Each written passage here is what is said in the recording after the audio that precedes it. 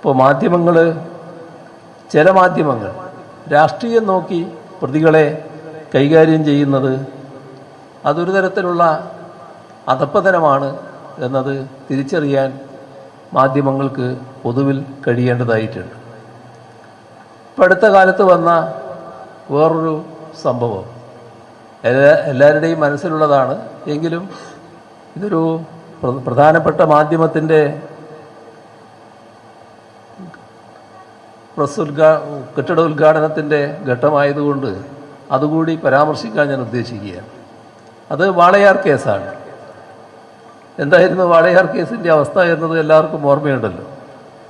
കേരളം കണ്ട ബാലികാ ബലാത്സംഗങ്ങളിൽ ഒന്നായിരുന്നു അത്.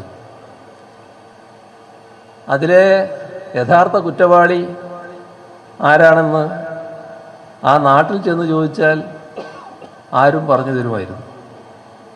എന്നാൽ ആ ഘട്ടത്തിലൊക്കെ ആ കുറ്റവാളികളെ മഹത്വവൽക്കരിക്കാനാണ് ചില മാധ്യമങ്ങൾ ശ്രമിച്ചത്. അതോടൊപ്പം തന്നെ ചിലരവരെ സ്ഥാനാർത്ഥിയാക്കുന്നു. അപ്പോൾ അവരെ സ്ഥാനാർത്ഥിയാക്കിയപ്പോൾ അതിനെ പ്രകീർത്തിക്കാനും ചിലർ തയ്യാറാവുകയാണ്. ഒടുവിൽ അവർ തന്നെയാണ് കുറ്റവാളി എന്ന് വന്നിരിക്കുന്നത്.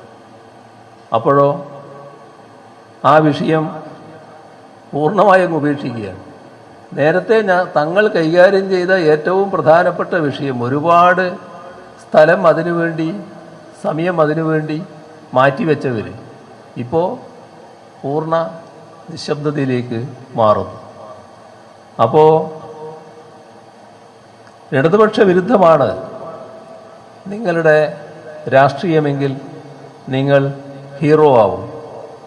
ഇടതുപക്ഷ അനുകൂലമാണ് നിങ്ങളുടെ രാഷ്ട്രീയമെങ്കിൽ നിങ്ങൾ വില്ലനാവും. ഇത്തരമൊരു സമീപനം ചില മാധ്യമങ്ങൾ സ്വീകരിക്കുന്നത് നല്ലതാണോ? പൊതുവെ മാധ്യമങ്ങൾ ചിന്തിക്കേണ്ട ഒരു കാര്യമാണത്. ഇപ്പം നമ്മുടെ സംസ്ഥാനത്ത് LDF സർക്കാർ അധികാരത്തിലിരിക്കുകയാണ്. തുടർച്ചയായി 1957 മുതൽ കേരളത്തിലെ ഇടതുപക്ഷ സർക്കാരുകളുടെ അധികാരം തുടങ്ങുന്നുണ്ടെങ്കിലും ഇപ്പോൾ തുടർച്ചയായി 9 വർഷം കേരളത്തിൽ ഇടതുപക്ഷ ജനാധിപത്യ മുന്നണി സർക്കാരാണ് അധികാരത്തിലിരിക്കുന്നത്. ഇപ്പോൾ കേരളത്തിന് ആർജിക്കാൻ കഴിഞ്ഞ ഒട്ടേറെ നേട്ടങ്ങളുണ്ട്. ആ നേട്ടങ്ങളിൽ ഏറ്റവും പ്രധാനപ്പെട്ടതായിട്ടുള്ള ഒരുപാട് കാര്യങ്ങളുണ്ടാകും. ഒരു കാര്യമാണ് ഞാനിപ്പോൾ സൂചിപ്പിക്കുന്നത്. നമ്മുടെ രാജ്യത്ത് അഴിമതി ഏറ്റവും കുറഞ്ഞ സംസ്ഥാനം കേരളം. എല്ലാവരും അത് സമ്മതിക്കുന്നു. അവരവരുടെ അനുഭവത്തിലൂടെ തന്നെ ആ കാര്യം സ്ഥിരീകരിക്കപ്പെടും. നമ്മുടെ രാജ്യത്തിൻ്റെ അവസ്ഥ, മറ്റ് സംസ്ഥാനങ്ങളുടെ അവസ്ഥ എല്ലാം താരതമ്യപ്പെടുത്തുമ്പോഴാണ് കേരളത്തിന് ഇത്തരമൊരു നല്ല സർട്ടിഫിക്കറ്റ് ലഭിക്കുന്നത്. നേരത്തെ നമ്മുടെ നാട്ടിലും ഉണ്ടായിരുന്ന ചില പ്രത്യേകതകൾ ഈ കാര്യത്തിൽ നമുക്ക് ഓർമ്മയുമുണ്ട്. പക്ഷേ ഈ ഒരു വശം എത്ര കണ്ട് ഉയർത്തിക്കാട്ടാൻ തയ്യാറാകുന്നുണ്ട്? ഇപ്പോൾ കഴിഞ്ഞ 9 വർഷമായി ഇവിടെ അധികാരത്തിലിരിക്കുന്ന ഗവൺമെൻറ്റിനെതിരെ ഏതെങ്കിലും തരത്തിലുള്ള അഴിമതി ആരോപണം ശരിയായ രീതിയിലുള്ളത് ഉന്നയിക്കാനായോ? അതല്ലേ പ്രത്യേകത. പക്ഷേ അനാവശ്യമായ ചിത്രം അത്തരം കാര്യങ്ങളിലും ഉയർത്തിക്കാട്ടാൻ പലപ്പോഴും തയ്യാറാകുന്നില്ലേ? ഇപ്പോൾ ചില ഘട്ടത്തിൽ ഉയർത്തിക്കൊണ്ടുവരാൻ നോക്കിയ കാര്യങ്ങൾ എത്ര വേഗമാണ് അത് തകർന്നടിഞ്ഞു പോയത്. അതിൽ നിന്ന് എന്തെങ്കിലും പാഠം ഉൾക്കൊള്ളാൻ തയ്യാറാകുന്നുണ്ടോ? നമ്മുടെ നാടിൻ്റെ ഈ കാര്യത്തിലുള്ള സംശുദ്ധി അതല്ലേ എടുത്തു കാണിക്കേണ്ടത്. അത് കാണിക്കാൻ തയ്യാറാകുന്നതിന് പകരം നാടിനെ തന്നെ ഏതെല്ലാം തരത്തിൽ അപകീർത്തിപ്പെടുത്താൻ കഴിയും എന്നല്ലേ ചിലപ്പോൾ നോക്കുന്നത്. അവിടെയാണ് നാം ചിന്തിക്കേണ്ടത്. ആരെ സഹായിക്കാനാണ് ഇല്ലാത്ത കഥകൾ പ്രചരിപ്പിക്കുന്നത്? ഇപ്പോൾ കേന്ദ്രത്തിൽ അധികാരത്തിലിരിക്കുന്നവരുണ്ട്, അവർക്ക് ഒത്താശ പാടുന്നവരുണ്ട്. യഥാർത്ഥത്തിൽ അവരെ സഹായിക്കാനല്ലേ? സ്വതന്ത്രരും നിഷ്പക്ഷരും എന്നവകാശപ്പെടുന്ന മാധ്യമങ്ങളിൽ എത്ര എണ്ണത്തിന് ഒരു സങ്കോചവുമില്ലാതെ കേന്ദ്ര ഭരണത്തിന് നേതൃത്വം കൊടുക്കുന്നവർ തുറന്നു വരുന്ന തെറ്റായ കാര്യങ്ങളെ തുറന്നെതിർക്കാൻ കഴിയും? ഈ ചോദ്യത്തിന് ഒരു ഉത്തരം മാത്രമേ കാണാൻ സാധിക്കൂ. അതിൽ ഒരു വിട്ടുവീഴ്ചയുമില്ലാതെ ദേശാഭിമാനി എല്ലാ കാലത്തും ആ കടമ നിർവഹിക്കുന്നുണ്ട്. നമുക്ക് ഇടതുപക്ഷ മാധ്യമങ്ങൾ മറ്റു ചിലതുകൂടിയുണ്ട്. അവയും അവയുടേതായ പങ്ക് ഈ കാര്യത്തിൽ കൃത്യമായി നിർവഹിച്ചു പോകുന്നുണ്ട്. എന്നാൽ അതല്ലാത്ത മാധ്യമങ്ങളിൽ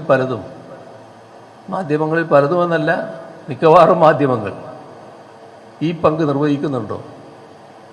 അതിനെ തുറന്ന് എതിർക്കാൻ കഴിയുന്നുണ്ടോ? അതെവിടത്തേക്കാണ് എത്തിക്കുന്നത്?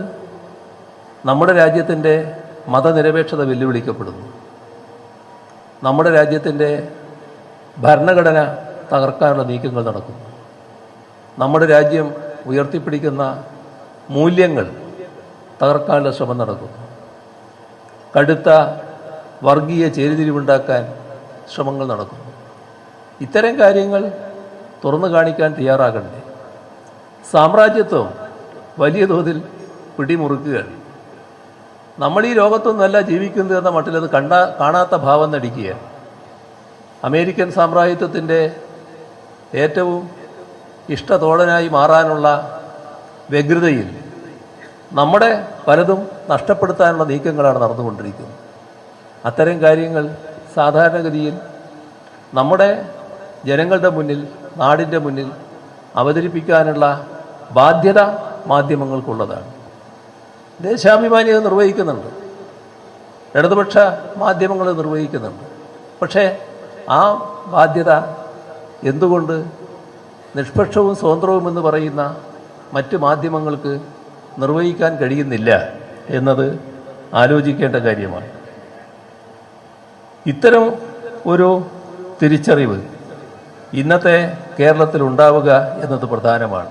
ഞാൻ വളരെ ദീർഘമായി പോകുന്നില്ല, ഒരുപാട് പ്രമുഖരായ ആളുകൾ ഇവിടെ സംസാരിക്കാനുള്ളതാണ്. ഈ തിരിച്ചറിവ് സമൂഹത്തിലുടനീളം ഉണ്ടാക്കിയെടുക്കാനുള്ള വളരെ ഗൗരവതരമായ ഉത്തരവാദിത്വം കൂടി ദേശാഭിമാനിക്ക് ഈ ഘട്ടത്തിൽ ഏറ്റെടുക്കാനുണ്ട്. കാരണം പണ്ട് കുട്ടി പറഞ്ഞ അവസ്ഥയിലാണ് നമ്മുടെ ഈ പറയുന്ന മാധ്യമങ്ങൾ. എന്നെ തല്ലണ്ട അമ്മാവ, ഞാൻ നന്നാവില്ല എന്ന് പറഞ്ഞിട്ടില്ലേ? ആ അവസ്ഥയിൽ അവരുടെ നയം മാറുമെന്ന് പ്രതീക്ഷിച്ചിട്ട് കാര്യമില്ല. പക്ഷേ നമ്മുടെ ഉത്തരവാദിത്വം ശരിയായ രീതിയിൽ നിർവഹിച്ച് പോകാൻ നമുക്ക് കഴിയണം. അത്തരം പ്രവർത്തനങ്ങൾ നടത്താൻ കൂടി ഏറ്റവും ഉപകാരപ്രദമായ രീതിയിൽ ഈ പുതിയ സാങ്കേതിക വിദ്യകളും നമ്മുടെ ഈ കെട്ടിടവുമെല്ലാം സഹായകമാവും എന്ന് തന്നെയാണ് കരുതുന്നത്. ഇപ്പോൾ നിറഞ്ഞ അഭിമാനത്തോടെ, സന്തോഷത്തോടെ ദേശാഭിമാനിയുടെ കോഴിക്കോട് യൂണിറ്റിന് വേണ്ടി പുതുതായി നിർമ്മിച്ച ഈ കെട്ടിടത്തിൻ്റെ ഔപചാരികമായ ഉദ്ഘാടനം എല്ലാവരുടെയും അനുമതിയോടെ നിർവഹിച്ചതായി അറിയിച്ചുകൊണ്ട് അവസാനിപ്പിക്കുന്നു. നിങ്ങൾക്കെൻ്റെ അഭിവാദ്യങ്ങൾ.